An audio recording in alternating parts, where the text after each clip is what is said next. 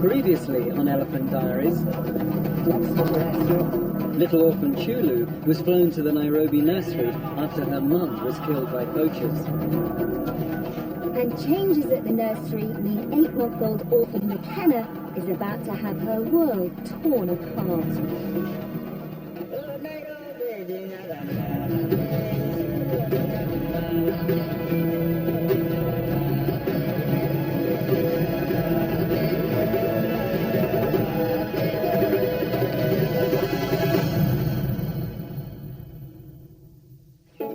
We're bringing you the stories of a unique group of baby elephants, all of them rescued from the wild in Kenya, having lost their families.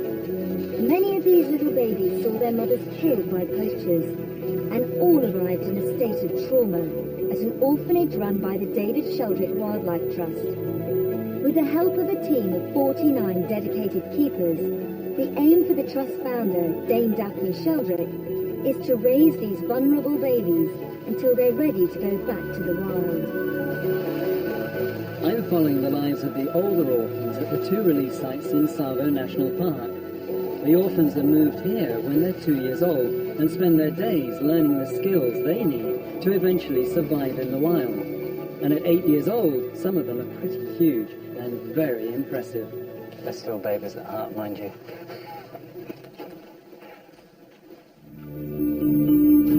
Here in the Nairobi nursery, Chulu, the newest arrival, is settling into the routine of daily life with her new family.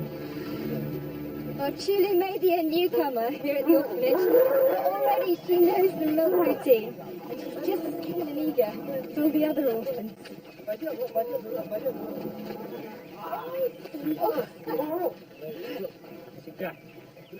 It's very obvious which one is Chulu's bottle because it has this teeny clamp. It's hardly surprising she's so keen to get her bottle. It's thought that she was without her mum for about 2 weeks, and in that time she became very dehydrated. And the telltale signs of that are these sunken cheeks. You shouldn't be able to see the cheekbones on an elephant of this age. So we need to fatten you up a little bit. Fill that face out. Of course, it's not just the milk that they love so much, it's also the comfort of the suckling. Okay, finished. With the milk feed over, one of the other little Ellies, 8-month-old McKenna, gets her comfort by sucking the ear of the herd's mini matriarch, Lualeni. The rest of this naughty gang of 7 orphans are hoping there's a little bit more milk hiding amongst the empties, but McKenna's focus is firmly on her adoptive mother. I can't believe this. Look, they'd have such a close bond, these two. McKenna and Lualeni have been such good friends for almost a year now, but sadly, that can't continue. Here at the nursery, the orphans only stay till they're around 2 years old, and then they get moved on to the next stage. It seems so incredibly sad. All these orphans have already lost one mum, and then many of them lose a very, very close friend like Lualeni. You have to wonder how on earth McKenna is going to cope when Lualeni goes to Ithumba, and that move is going to happen very soon. Although parting is tough, it's not forever. These two will be reunited in a year or so, but in the meantime, Lualeni is guaranteed a warm welcome at the stockades down in Ithumba. This is one of the 2 release sites in Tsavo, and it really is elephant paradise. At 2 years old, Lualeni is definitely ready to start learning about life back in the wild with the Ithumba herd. And of course, she already knows a few of the 22 elephants and the keepers from the nursery. But best of all, she won't be leaving all on her own. This elephant is Cora, a very handsome male elephant, just under 2 years old. Now, Cora was found wandering all alone, emaciated, really, really thin. No mother or herd to be seen anywhere. And it's thought that the mother and possibly the rest of the herd was shot. And Cora actually has a bullet wound right underneath, oops, right under the jaw. And it's thought that the bullet ricocheted probably off the mother into that jaw. And it's taken already quite a long time to heal, and it's not fully healed yet. Despite what he's been through, Cora is a lovely elephant and great friends with Lualani. He'll be making the journey with her when they leave in a few days' time.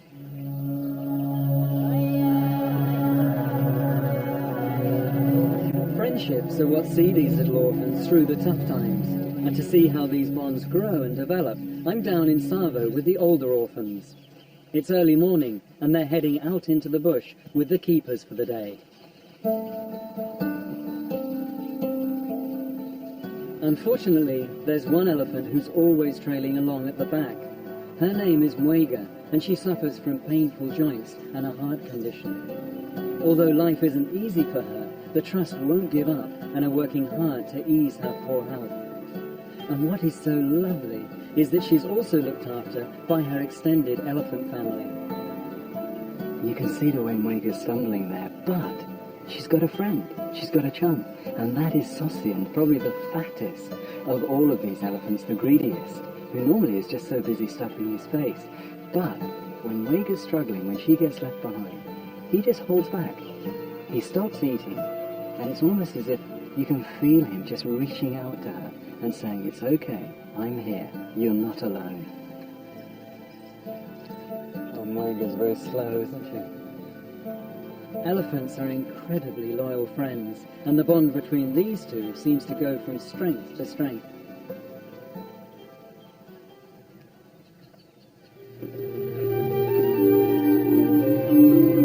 But here in Nairobi, the keepers play an equally important role in the lives of the vulnerable younger orphans.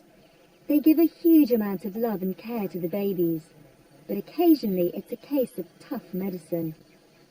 Poor Cora has had more than his share of pain and suffering, but headkeeper Edwin has to make sure his bullet wound is given the best possible chance of healing. So it's time for his regular but painful treatment. He's just so good when people are treating that wound. This is Calvin, a homeopathic doctor, who's treating it with tea tree. He's so gentle though, look at him, so obliging. You're a good boy, aren't you? Now, although that wound hasn't healed yet and they're not going to operate on Cora, they have decided that he can be moved up to a thumba. He's quite big now, and it's really time for him to go into a place where he can get plenty of natural food in the wild. So they're going to treat him up there, and hopefully, eventually that wound will get better by itself.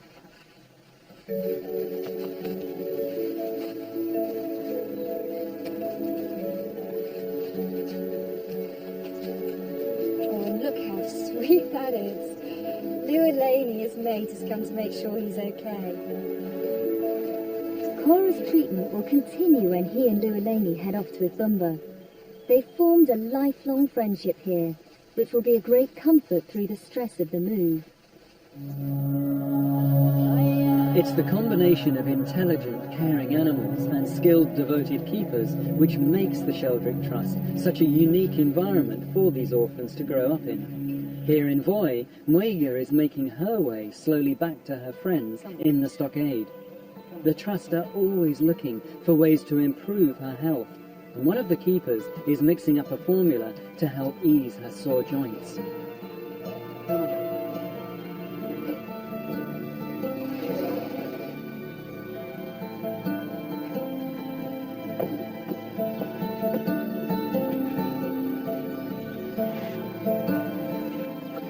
It's inevitable that Mwega is always going to be the last elephant back to the stockade. She's just that much weaker than all the others. But Daphne has designed a cocktail of supplements that go in her milk to try and bring her back as best she can. Now, one of the problems that we know that Mwega has got is a joint problem. So she gets aloe vera and other supplements to help that, just a general tonic to pick her up. But there's a chance that also she's got a weak heart, maybe even a hole in the heart. But she gets so much love and attention here, you really wouldn't know, apart from the fact that she's a little thinner than the other elephants, a little slower, that she's not really enjoying life. With all the attention these elephants receive, it's not surprising that even when they go back to living in the wild, they still like to keep in touch. Round the back of the stockade, former resident Emily has come to pay a visit. She used to be the matriarch here, but a year ago she and another elephant, Aitong, went back to the wild. They've since been joined by some younger orphans from the stockades, and all are thriving in the wilds of Tsavo National Park. These visits are all about saying hello to their old friends, but they say an elephant never forgets, and it seems they may have an ulterior motive.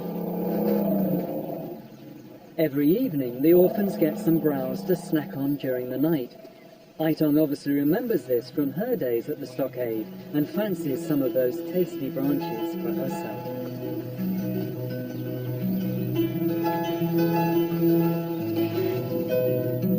But it seems Emily can't resist the temptation either, and soon they're both tucking into stolen goods. But the naughty pair have been spotted, and headkeeper Joseph tries to move the browse out of reach.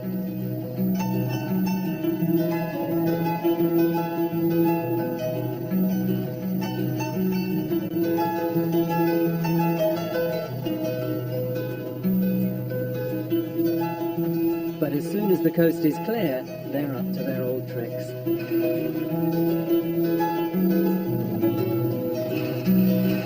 At the end of the day, no one minds too much.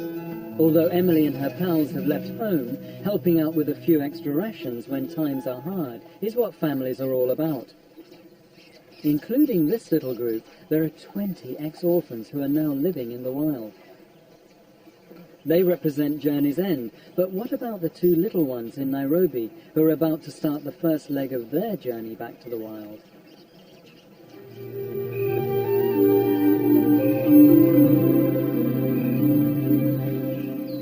It's early morning at the Nairobi nursery, and the last day here for Lualeni and Cora.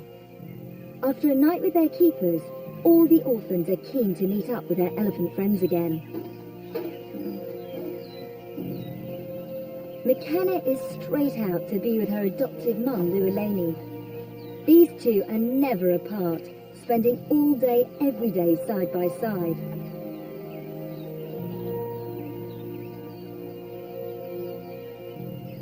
New arrival Chulu is greeted by two of the older girls, including Loijok, her neighbour and adoptive mum. Mornings normally follow a predictable and well-organised routine. Here in the nursery this morning, our little orphans are being a little bit mischievous. Just like children, some mornings they wake up and that's it, they all go nicely off in a line. Other mornings, you have to encourage them a bit. Come on, you lot. Easy, because they're getting big, these guys. Come on. Eventually one of the keepers leads Chulu off and the rest of the group follow. All except Cora. He's the oldest male here and just wants to do his own thing. He's definitely growing out of nursery life and is ready for a bit more independence. So it's down to headkeeper Edwin to firmly get him moving.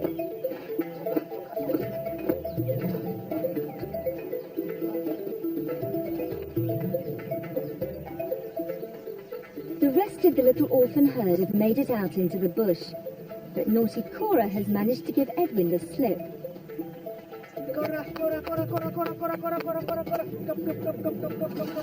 He's nowhere to be seen. Eventually, one of the girls, Sian, decides to go into the bush and find Cora herself.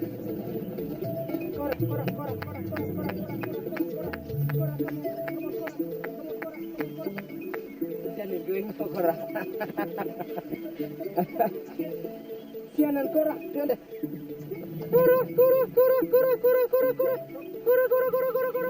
It takes a few minutes, but she eventually emerges triumphant with this naughty boy in tow. At last, the whole group are on the move again, but they're still in a frisky mood.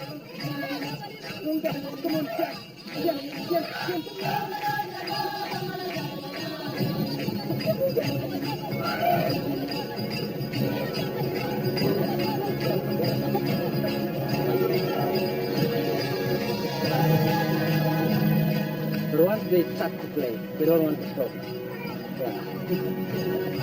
The little ones here see the humans as part of their extended family, and some of the young males are taking their chance to practice assisted charging, including Cora, who's getting rather big.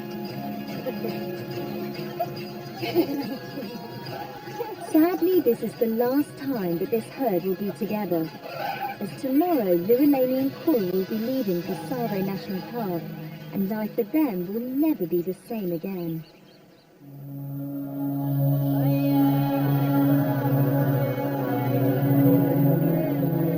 When they leave the nursery and move to the Savo release sites, they'll be in with the big ones, and our little orphans will experience some very significant changes, especially when it comes to their relationship with the keepers.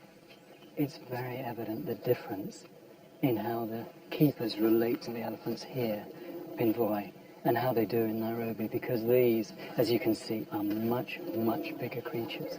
So not only are they beginning the process of separation in distancing themselves from the elephants, but potentially these are hugely dangerous creatures. I mean, I can't quite believe that I'm standing right up against the backside of such a massive creature and feeling really pretty comfortable about it. And you can sense that. And the elephants can sense it too, because they are very smart creatures. And they know now their direction is much more turning inwards and relating to other elephants, not to people. So a hand will reach out, an elephant will want to greet you, you let it, and then you just stop. This gradual separation is particularly important when there are wild elephants around. The recent rains have drawn lots of them into the area, and the orphans need to make the most of these opportunities to interact with wild herds. It's a deliberate move on the part of the keepers to stay back like this. They want the elephants to start taking control of their own lives.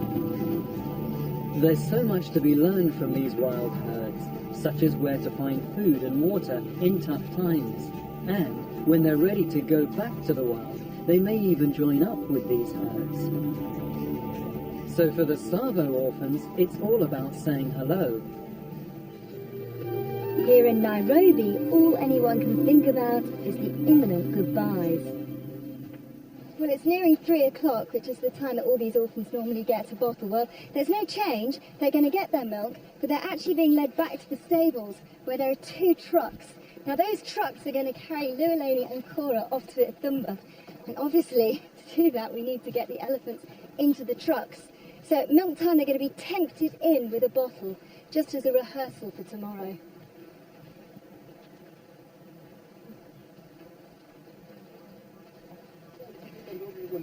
Really, it's quite extraordinary to see Lualani. You can tell she is very subdued. Look how far back she is from the rest of the herd. Normally, she's right there being the little mini matriarch, making sure they're all together, but she is definitely lagging behind. She is an intelligent elephant. She knows there's change in the air, and she's not entirely happy about it.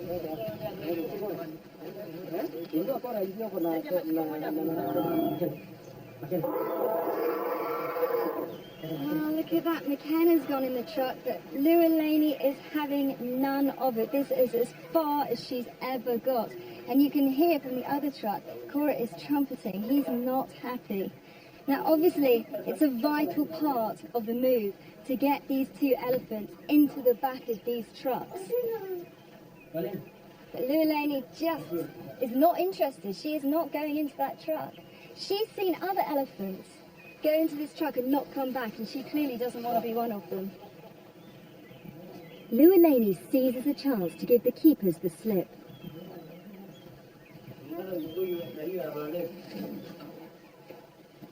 She tries to hide in McKenna's stable. But she's soon spotted and persuaded to return to the trucks. So, Edwin, things aren't going much better with Cora, then? Not all that better. They're just not budging, are they? Yeah. They're getting as far as this door, and that is it. Not it.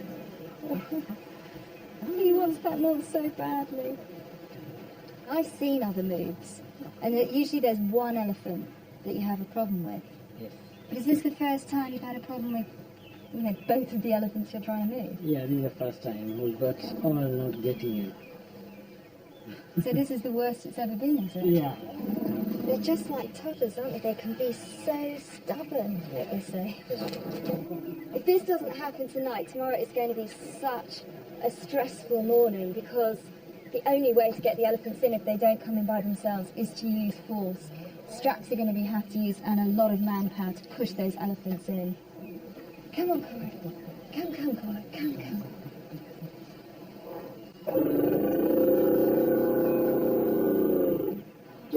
Listen to that rumble. Cora, come on, come.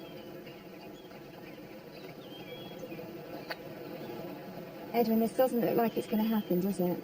Yeah, it seems. You don't know what to do after this. Well, I'll tell you something, I'm not looking forward to tomorrow morning. Come on. It's time to admit defeat and let these two go back to their friends at the stables. But not every goodbye is as tough as tomorrow's will be. Here in Voi, one of the orphans, a female called Ilangwezi, has taken her chance to go off with some wild elephants. And headkeeper Joseph wants to make sure that she's okay. Does this happen often? Yeah, it happens often, and when they are being reintegrated back into the wild, that's what they do. They go maybe for 1 or 2 days, and then they come back. Slowly, they go with the wild ones, and where they can be accommodated quite well, and they think that they're okay, they just go with them and stay out. Okay, let's go and see if she's okay. Yeah. After half an hour of searching, news comes through from some of the other keepers that Ilangwezi has left the wild herd and been picked up by Emily and her friends. There they are.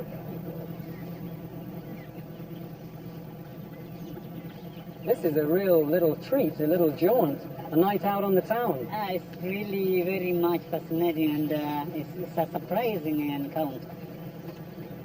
But it's all another step back into the world, isn't it? Little bit by little bit, because she's how old? Ilangwezi is 7 years old, which is a good age of her joining Emily in the wild, and I think she'll do quite a lot. Let's see. Okay, I'm just going to come up out of that. Let's see. Hello, Ilangwezi.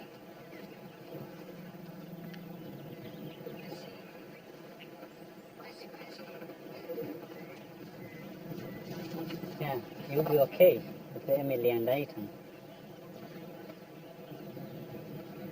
But that's so nice, isn't it? You know, we're actually seeing another step, the transition for these younger generation. And of course, it isn't just make or break. They don't just suddenly go off all at once. It's little bit by little bit, isn't it? Getting a bit of experience, and then as they feel like it, they know they can always come back to you guys. Yeah. For Emily, taking in new orphans is a clever way of slowly but surely building her own herd, creating a family to replace the one she lost, and helping to ensure they all have the best chance of survival in the wild. Hello, Emily. Hello, Kelly.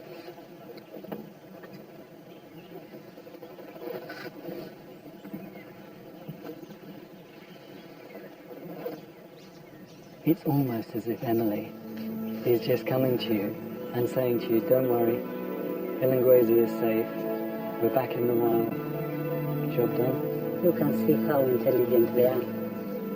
So you're happy to hand over responsibility Yeah, to Emily? very, very happy. Great, let's head home before it gets too dark.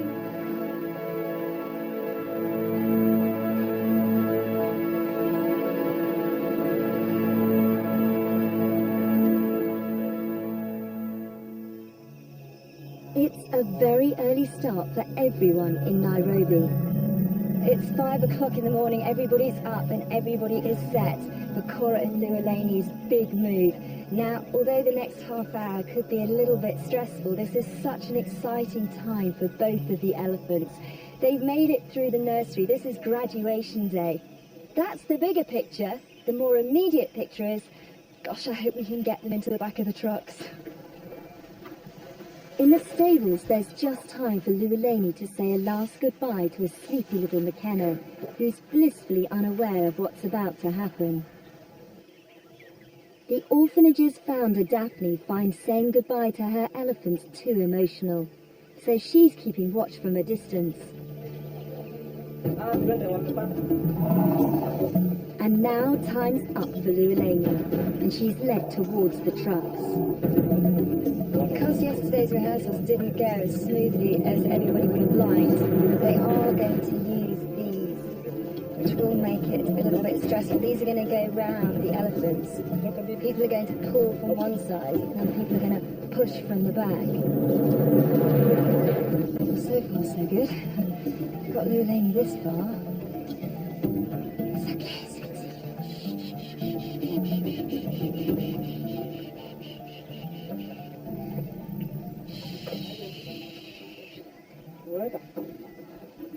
Guys are in the front with a bottle of milk, trying to talk to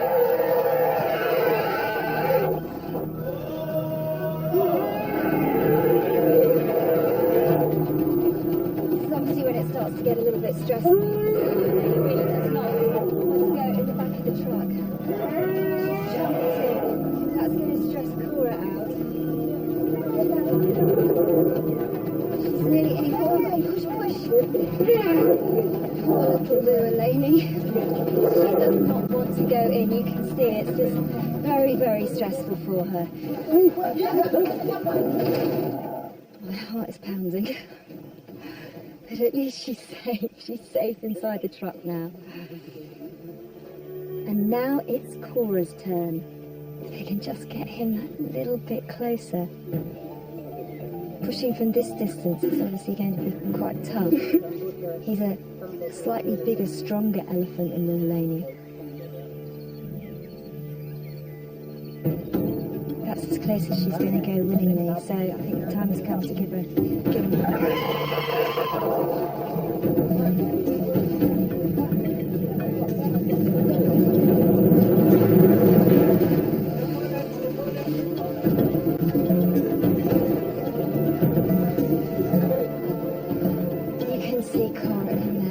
such a shame. The ears are going out, the trunk's going up.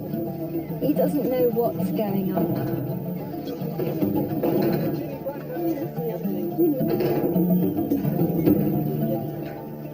This is such a time of real mixed emotions when you're watching all this go on. You know, it's stressful, it's babies that you've watched grow up, going through stress and being so frightened, and yet of course they're going on to such a good place. But it's also time that you realise that none of this should be happening. These elephants shouldn't be orphaned. They shouldn't have to go through all this. They should be with their mothers, safe in a herd. Both Cora and Lualani are in the trucks now. You can tell there's no trumpeting, so they've obviously resigned themselves to this is it. They're going on their journey, and I'm certainly really sad to say goodbye to them. Lualani, I've watched just develop so much, and she's in there, and I wish her all the best. The whole of their human family have turned out to see these much-loved babies safely on their way to their new life.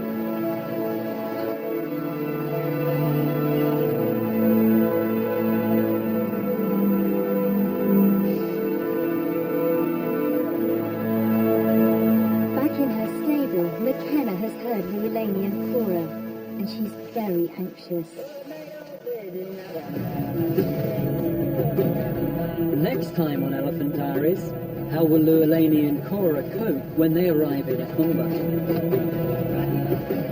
And how will McKenna cope without her adopted mum?